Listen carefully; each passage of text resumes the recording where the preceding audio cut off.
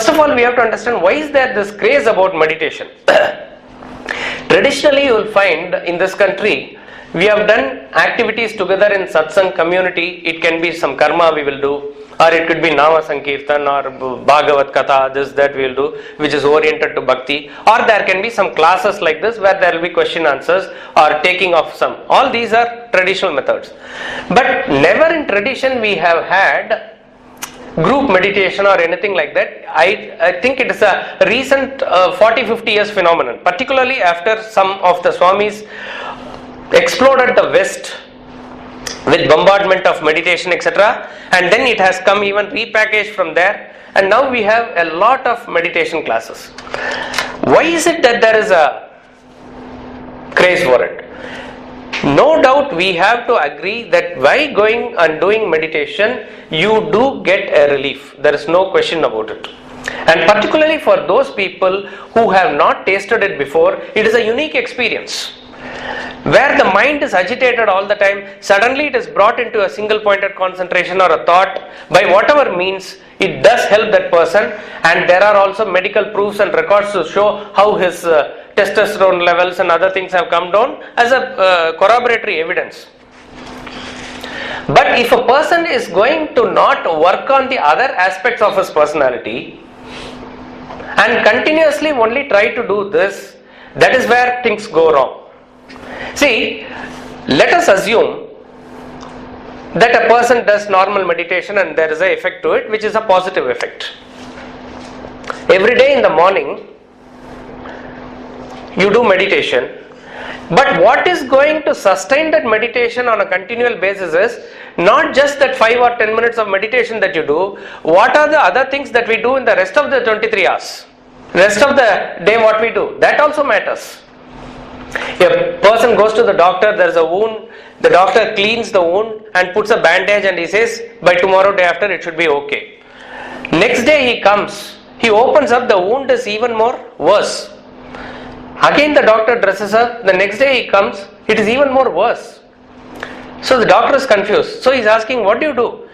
No, throughout the day I keep on scratching it. He says, no, he says that is not to be done. Once the wound is dressed, you have to leave it for it to heal. Only then it will heal. Now if you keep on dressing it very religiously in the morning, but scratch it throughout the day, you are worsening the situation. Exactly like that, meditation is like soothing the mind and dressing it up, but throughout the day, if you are going to scratch it by doing selfish, self-centered activities, it is going to get worse.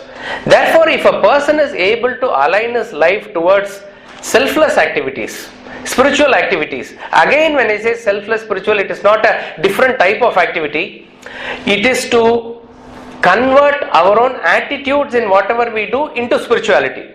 If you are able to do it, you will find that that small period of meditation that you do in the morning will be very effective, based on which it will supplement the daily activities, and these activities will help you to enhance the meditation even further. It becomes a virtuous cycle of growth. So this has to be very carefully understood. But most of the time, if a person is doing selfish, self-centered activities and the mind is agitated, just for the sake of relief, just for the sake of this thing only you try to do, it becomes within a matter of time a mechanical practice, and there will be no inspiration to do meditation at all. Kabira attacks meditation like nobody else. He says, Mala to karme phire, jeeb pire mukmahi, manuva to chahu disho phire, ye to sumiran nahi. You rotate the beads in the hand. In the mouth is chanting the mantra, but the mind is going elsewhere. This is not. That is why some people say, now the grandfather is going to come out of the meditation hall. Be careful. Be careful means he will shout now. After meditation, which is supposed to soothe your mind, why will you come out of the prayer room and start losing your temper? That means so much anger and frustration is there. So this is not meditation. And then he says, Mala pherat yugubaya. मिटाना मन का फेर, कर का मन का छोड़ दे, मन का फेर. Do not do the rotation of the beads in your hand, rather rotate your mind, he says. Rotate your mind means bring the mind under control. That is called, that is meditation. Now, a person who has, let us say a businessman is there, constantly he is in the work, he is in the stress, normal stress life, in between he is finding some entertainment like that, and one day he is left his office with his family, he has gone to a picnic in the nearby woods. Maybe you go from here to Shantiniketan or something like that, and children are playing, wife is preparing some breakfast or something, and you are in the nice greenery there. On the grass, this person keeps the head on the root of a tree and he falls asleep. And what a stay, I mean, he has forgotten himself when he is asleep. He enjoyed it very much. Now, just because he enjoyed that day like that, is it practically possible for him to daily leave his job and go to Shantiniketan and sleep on the ground? It is just not possible. Now, exactly like that, on a day in and day out basis, he has to train his mind to be calm in the work only. Then he can, become peaceful. So, a person who has, you are having a daily routine life here, and to take a break from it, you go a particular ashram or somewhere and you find a soothing effect of meditation. Yes, that is like this businessman going out suddenly, where he could not find sleep in his AC room, he suddenly found sleep on the floor, on the ground. Like that you will be able to get, but do not take it as a cause and try to practice it. So what happens to most people who go to, there are various, I am not here to comment on them to say whether it's right or wrong, but how you can use it. Many people go to Vipassana meditation, Sahaja Yoga, this or that. You can take it as a means to assess your own personality. You can use these practices to assess your own personality as to how much of introversion you have gained. There are people who say that they went there, they asked them to be silent for 10 days. After 2 days they can't control, they just came out. So much of urge to talk, so much of urge to express themselves is there that it was very difficult. Or rather, after 10 days they came out and talked so much that they are waiting for that expression to come out. So what is it that in the 10 days you can use about it is to test where we stand.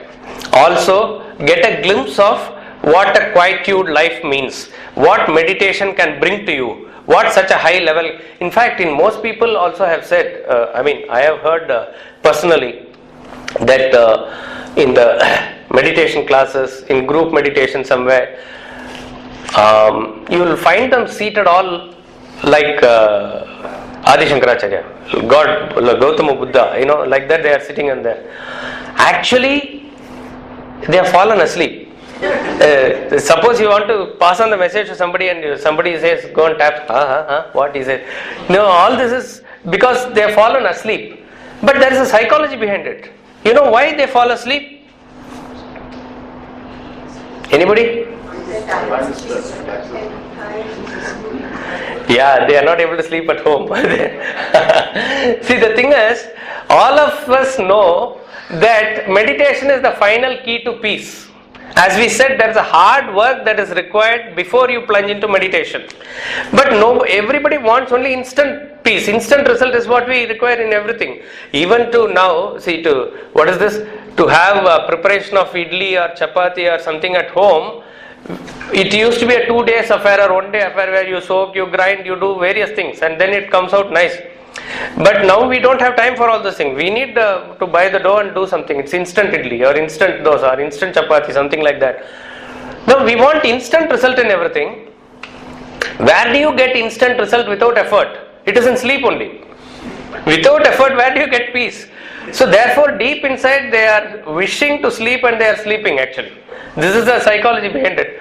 Now, I am not talking about their sincerity or intention or anything. All of us are wanting to be spiritual. All of us are wanting to put in genuine effort. But if we don't put in the effort in the proper direction, it may sometimes result in contrary things. What now? We will conclude in a short while, but believe me, tomorrow we are going to deal with the techniques of meditation, procedure to sit, what is the way to control the mind, shortcut techniques, everything we are going to say, because the topic is that. But what is necessary and important to remember is how to train our mind to come into that seat of meditation. Let us take only one aspect here. Unless otherwise a person is able to bring in the mind into a concentrating mode, meditation becomes difficult. This is what we said. Now, what is the way to first of all improve concentration in a practical way? Let us see. Let us say even a person complains of his own son or daughter not concentrating on studies. You observe the son or daughter when they are watching a cricket match or a Wimbledon, wherever they are interested. You call them, they don't even hear. So much concentration, you can say. Within quotes, I am using the word concentration. Even if somebody were to come into the home, they don't know because they are deeply involved. Whether a child is seeing a cartoon or you are doing something which is very, very interesting, don't you yourself forget at that point of time and get into it completely? This is what we have all experienced. Therefore, why is it that we are able to keep our mind focused on that particular thing? What is the reason for it? We like it. That is the main thing. The moment you like something, automatically concentration in that area follows. Most people are not able to do mathematics because teachers teach in such a way that the child doesn't like mathematics. So, Swami Ramtita says, first a boy or a girl should be taught to love, taught to like, even mathematics or any subject for that matter. Most people, you may say, you have found some interest or benefit out of Gita. You recommend to a friend and he reads a book or attends a lecture, he is not interested, he is not liking it. Unless otherwise the Bhagavad Gita is presented in a way that he likes, why will anybody want to continue with it? So therefore, liking something is important. We are taking an example of a sense activity where the senses get attracted by themselves. You like Wimbledon, there it is. Or you like a particular star or a movie, there you concentrate. Nobody can disturb your concentration. Even if a bomb blast is there next, you will not get disturbed. But when you are asked to do something, you ask your son to do a small accounts or something, there he makes 1,000 mistakes, or you ask him to write a letter, that is the level of concentration. So the first and foremost thing is to make the mind start liking something. This is called as prema bhakti. Now either you can bring the mind by control through all the process that is given in the Ashtanga Yoga, Yama, Niyama. This is a beating of the mind and constantly and bringing it under control. This is possible. But this is possible only for a very rare and few people. In Ramayana there was a great rishi called Sarabanga who was a yogi, and Lord Rama and Lakshmana were there to witness his Mahasamadhi. Such is the greatness of that rishi who followed that path. In Mahabharata, the famous character of Bhishma followed that path. Absolute control, absolute brahmacharya, absolute yama, absolute niyama, like that he followed. And in the end, when he was about to leave his breath, the entire rishis along with Lord Krishna and the Pandavas, they were there to witness it. There was one Bhishma in Mahabharata, there was one Sarabanga in Ramayana. You don't find them by bunches, you don't find them by numbers. So that is one way of doing it. This is yoga. This is the way of yoga, hard way of doing it. If you are able to bring that fixation by love, that is what all of us can relate to. This is what the gopis did in the Mahabharata. Whatever was the thing or the object of the world which will distract their minds away, the same thing were actually reminding them of Krishna. So what is that stage of Dhaarana? Wherever you try to pull the mind away also, it will not go, it will come back to that same point. That is the stage where the constant focus is there.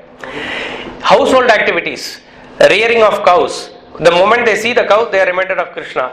The moment they are doing curd or something, they are reminded of Krishna. Peacock, they are reminded of Krishna. So each and everything which will actually take our mind away from concentration, they are able to remember Krishna based on that. Why that is possible? That is possible because of their intense love for Krishna. That's all it is. In fact, Bhishma, when he is going to leave the last breath in Mahabharata, says, now I am the last thought, I am thinking of these gopis. Now, if you are able to bring in the single pointed focus or concentration, it is called as Tateka Dhyanam, by yoga, well and good. But great namaskar to you, because it's a very tough path. But if you are able to bring it by love, it is more practical approach. So therefore the karma, bhakti, jnana, everything that we do, if we are being able to bring in the emotion behind it, if you are able to bring a devotion to it, if you become devoted to your office activity, if you become if a cricketer become really devoted to his playing cricket, concentration will be automatically there. So the moment you have value for it, the moment you have love for it, concentration will automatically come. If you are able to concentrate on the general area and go towards the goal in that particular path, it becomes easy for you to meditate later on.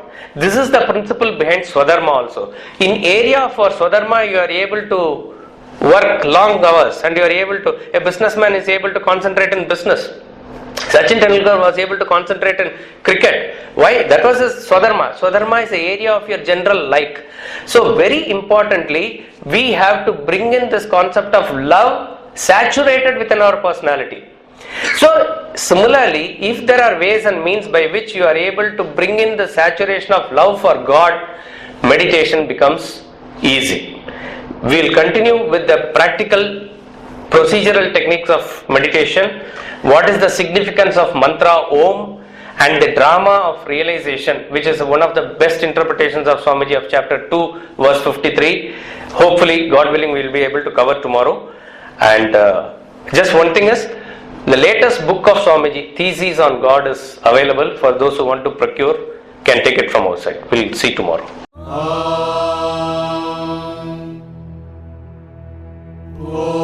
Purnamada Purnamidam Purnat Purnamudachyate Purnasya Purnamadaya Purnamevavashishyate. Om Shanti Shanti Shanti.